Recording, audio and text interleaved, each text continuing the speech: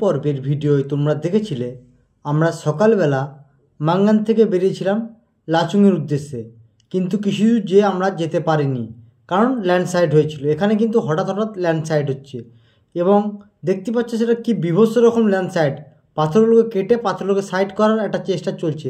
পুরো রাস্তা এখানে কিন্তু বন্ধ হয়ে গেছে, আমরা কিন্তু আর লাচুং যেতে পারিনি। লাচুংয়ের রাস্তা কিন্তু এখন টোটালি বন্ধ, মাঙ্গান থেকে কিন্তু এখন টোটালি বিচ্ছিন্ন লাচুং।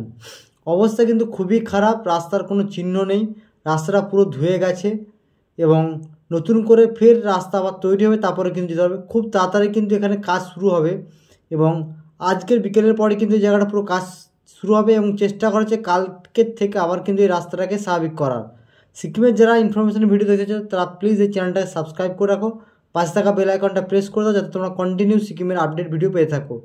আশা করি ফেসবুক থেকে যারা হয়তো তারা পেজটাকে ফলো এবং লাইক করে নেবে।